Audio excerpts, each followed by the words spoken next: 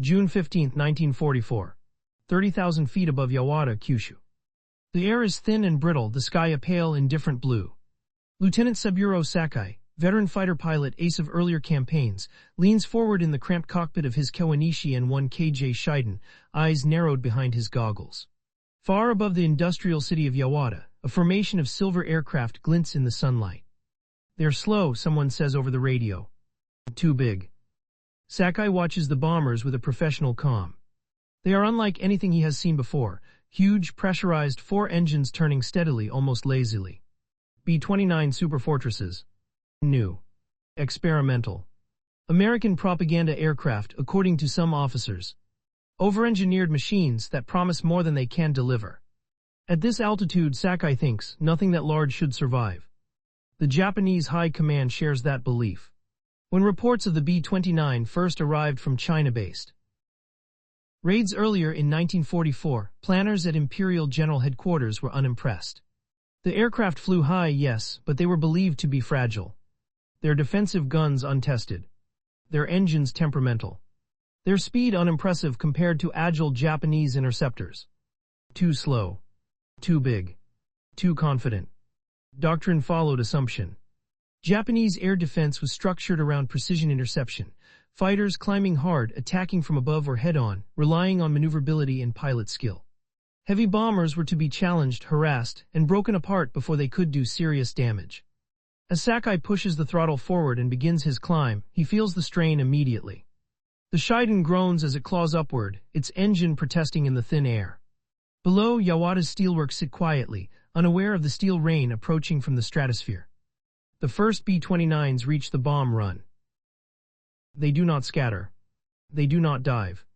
They fly straight and level, maintaining formation with an almost arrogant steadiness. Bomb bay doors open. Dark shapes tumble out. The explosions below are scattered, inaccurate. Smoke rises, but not enough. The industrial complex is damaged, but not crippled. The raid is costly for the Americans, too. Engines fail. Aircraft are lost to flak and mechanical trouble. On the ground, Japanese commanders study the results. The verdict is reassuring. The B-29 is not decisive. It is too high to be accurate. Too slow to escape interception. Too delicate to withstand sustained defense. A threat, yes, but a manageable one. In pilots' messes and briefing rooms, confidence spreads. They fly like elephants, one interceptor pilot jokes. Big targets, another says. Easy to hit if you can reach them. But reaching them is already proving difficult. The B-29 cruises above 30,000 feet, higher than most Japanese fighters can comfortably operate.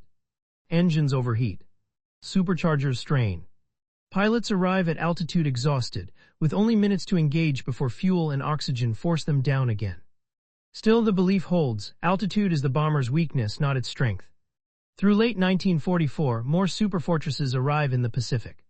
Bases on Saipan, Tinian, and Guam begin to fill with them, long concrete runways carved from coral, fuel depots stacked deep. Japanese reconnaissance notes the buildup with concern but not alarm. High-altitude bombing, planners insist, will never be precise enough to break Japan's cities. The jet stream over the home islands tears bomb patterns apart. Clouds obscure targets. Crews miss factories by miles. Tokyo remains untouched. In December 1944, Lieutenant Kenji Yamamoto, newly assigned to air defense near the capital, listens as an older officer addresses his unit. They cannot bomb us properly, the man says. Their machines are designed for Europe, not Japan. Let them waste fuel at altitude. Yamamoto believes him. Everyone does. When B-29s appear over Tokyo that winter, they are high, distant specks, leaving contrails like chalk marks across the sky. Bombs fall, but damage is limited. Fires are contained. Life goes on. The superfortress becomes an object of contempt. American pilots are thought cautious, over-reliant on technology, afraid to come lower, where Japanese guns and fighters can reach them properly. What the Japanese do not see, what no one below can hear over the engines and the wind, is the debate unfolding thousands of miles away. On Guam, in a simple headquarters building, Major General Curtis LeMay stares at maps littered with failed bombing results. High altitude has not worked. Precision has failed. Weather, wind, and distance have defeated doctrine. LeMay reaches a conclusion that terrifies his own staff. Altitude is the problem. And if altitude is the problem, then altitude must go. Back over Japan, Sakai descends from another exhausting interception, his ammunition barely touched, his fuel nearly gone. He lands frustrated but unconcerned. The Americans will keep coming like this, he thinks. High. Predictable. Ineffective. He has no idea that the Superfortress is about to shed its weakness and reveal what it was always capable of. February 27, 1945. Andersen Air Force Base, Guam. The room is thick with cigarette smoke and frustration. Maps of Japan cover the walls, their surfaces scarred by grease pencil marks, routes drawn, erased, redrawn. At the center of it all stands Major General Curtis LeMay, jaw set, hands planted on the table. Another high-altitude mission report lies open before him. Bombs scattered. Targets obscured. Results inconclusive. LeMay does not raise his voice. He doesn't need to. The silence does the work for him. They're laughing at us, he finally says. And they're right to. The B-29 Superfortress had been designed as the ultimate high-altitude precision bomber. Pressurized cabin, remote-controlled gun turrets, a ceiling beyond the reach of most fighters. Over Europe, that philosophy made sense. Over Japan, it has failed. The jet stream over the home islands is stronger than anyone predicted. Winds at altitude tier bomb. Formations apart, pushing incendiaries miles off course. Clouds hide aiming points. Crews drop blind, hoping mathematics will compensate for weather. It doesn't. LeMay's solution is radical and deeply controversial.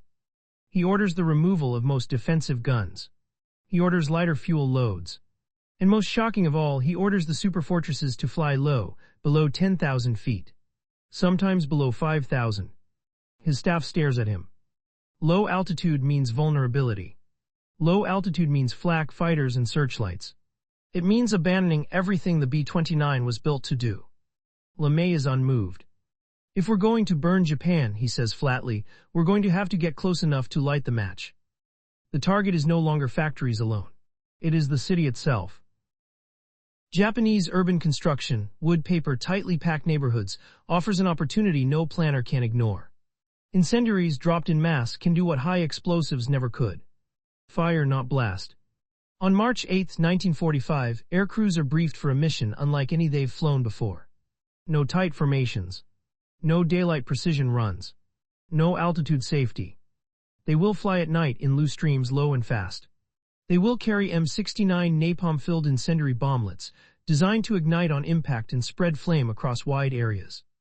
Pilots exchange uneasy glances. Navigator Captain Robert Tex Gray scribbles a note in his logbook. This isn't bombing, this is something else. Across the Pacific in Tokyo, Japanese air defense units prepare as they always have. Radar operators expect high-altitude tracks. Fighter pilots plan steep climbs. Anti-aircraft gunners set fuses for thin. No one anticipates what is coming. Lieutenant Kenji Yamamoto, now stationed near the capital, listens to the evening briefing on March 9th. The tone is casual. Likely another nuisance raid, the officer says. High altitude, limited damage. Yamamoto adjusts his helmet and steps outside. The night air is still. Unusually calm. No wind. The city glows softly beneath a thin haze. Perfect conditions for something. Just before midnight, radar operators begin reporting contacts, but the numbers don't make sense. The returns are scattered, low, approaching from multiple directions.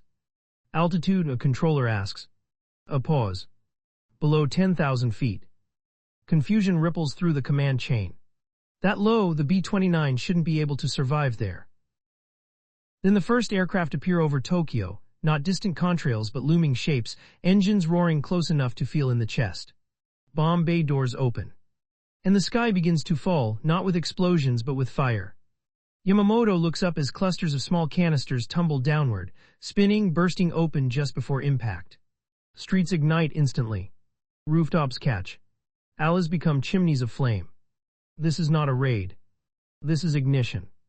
The Superfortress, once mocked as slow and ineffective, has come down from the clouds and brought hell with it. March 9, 10, 1945. Tokyo. At 12:08 a.m. the first fires take hold. Lieutenant Kenji Yamamoto runs toward his battery position as the night explodes around him. Not with the sharp concussions of high explosives, but with a rolling, spreading roar. Fire leaps from rooftop to rooftop as if the city itself is breathing flame. The American bombers are everywhere. They fly low enough now that Yamamoto can see them clearly, dark shapes against the orange globe below, engines roaring steady and unhurried. They do not fly in tight formations. They drift in streams, turning gently, dropping their loads with mechanical precision. Searchlights stab upward, catching a Superfortress for a heartbeat, then losing it again as smoke thickens. Anti-aircraft guns open fire, but the fuses are wrong. Shells burst too high, harmless flashes in the dark. Japanese fighters scramble, but the chaos is overwhelming. Runways are congested. Orders conflict. By the time pilots reach the air, the bombers are already passing overhead, leaving fire behind them like a wake. On the ground, the M69 incendiaries do their work. Each canister bursts open and scatters flaming napalm across tatami mats, wooden beams, paper walls. Houses ignite instantly.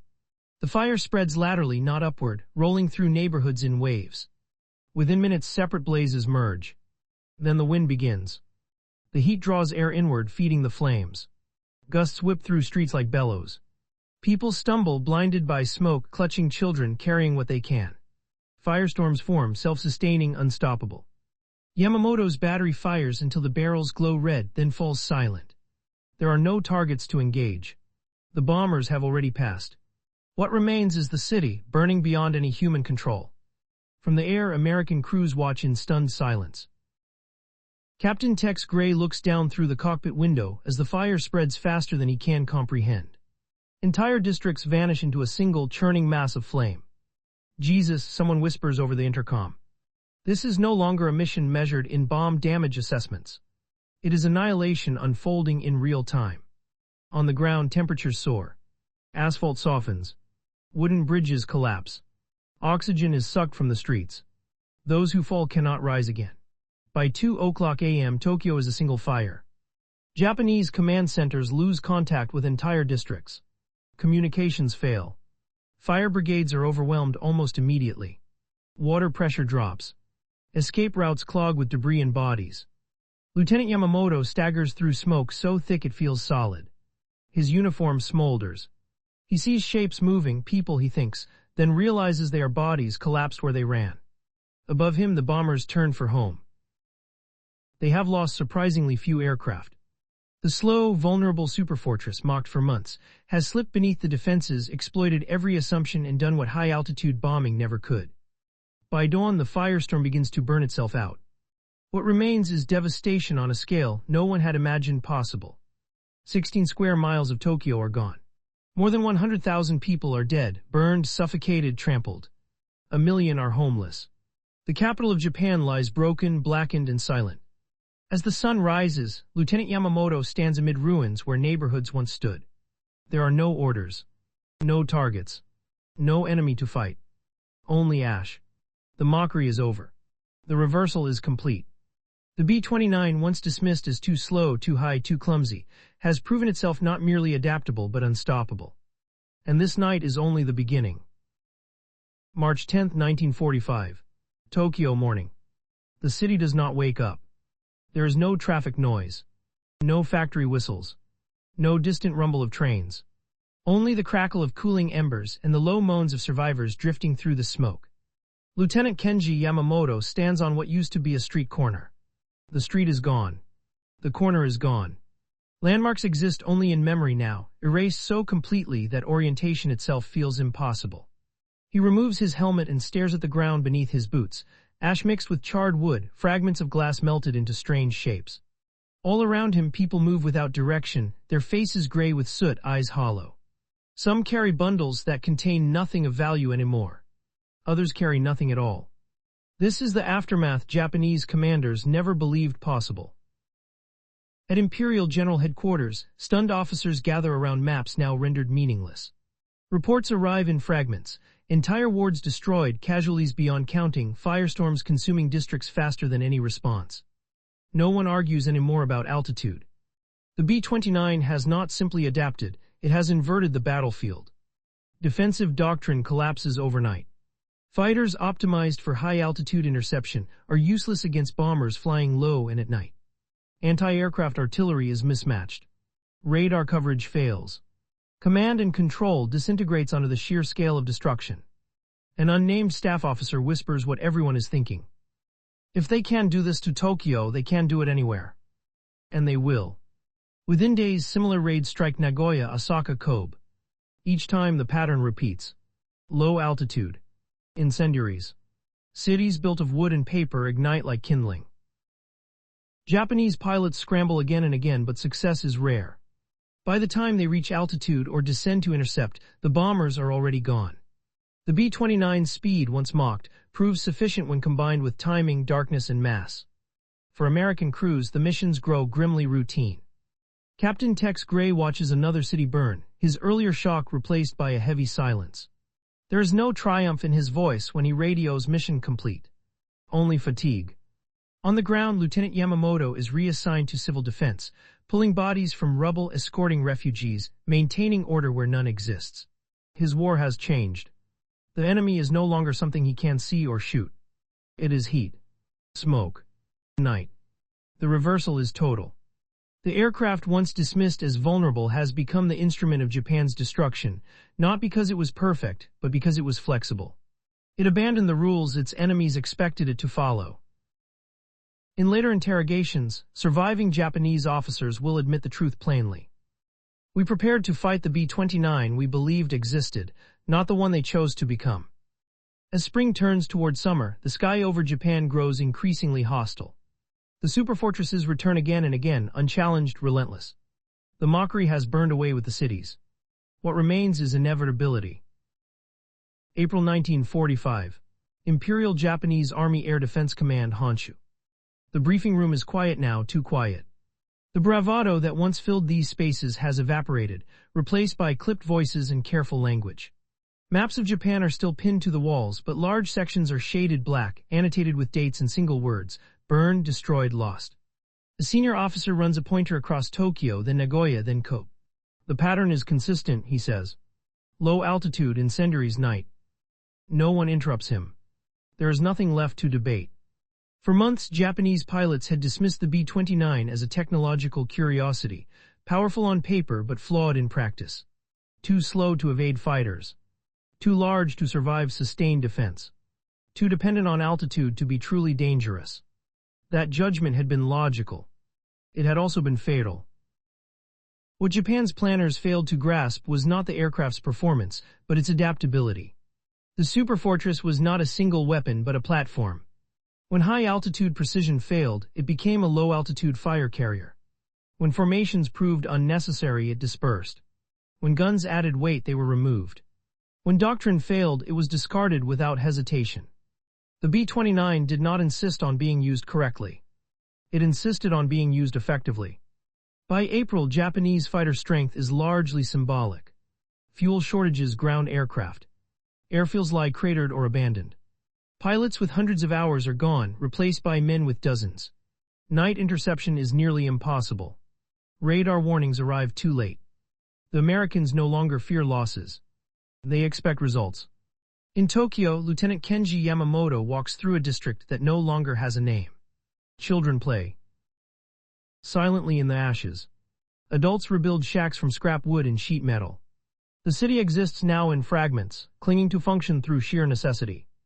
Yamamoto looks up when he hears engines overhead. There is no alarm. There is no scramble. The sound has become part of life, like wind or rain. Across the Pacific, General Curtis LeMay reviews casualty estimates and production figures. He understands what history will argue about later. He also understands what war demands now. The firebombing continues, not out of cruelty but out of calculation. Japan's war industry is inseparable from its cities. Homes are workshops. Neighborhoods are factories. Burning one destroys the other. The B-29 becomes the embodiment of this logic. By May, more tonnage is dropped on Japan than in all previous months combined. Cities fall one by one, not to invasion but to flame and exhaustion. Japanese commanders no longer speak of stopping the superfortress. They speak of surviving it. In post-war interrogations, one former air defense officer will admit, his voice flat. We thought speed and altitude defined danger. We were wrong. What mattered was whether the enemy could change faster than we could respond. On the night of March 9-10, 1945, Tokyo had burned not because the B-29 was fast or slow, but because it arrived in a form Japan had refused to imagine. Mockery had become certainty. Certainty had become ashes. The Superfortress had not proven invincible. It had proven something more unsettling. That when doctrine fails, adaptability decides wars. And in that single night, as firestorms erased the capital of an empire, the B-29 revealed what it had always been. Not a bomber bound by altitude, but a weapon limited only by the assumptions of those facing it.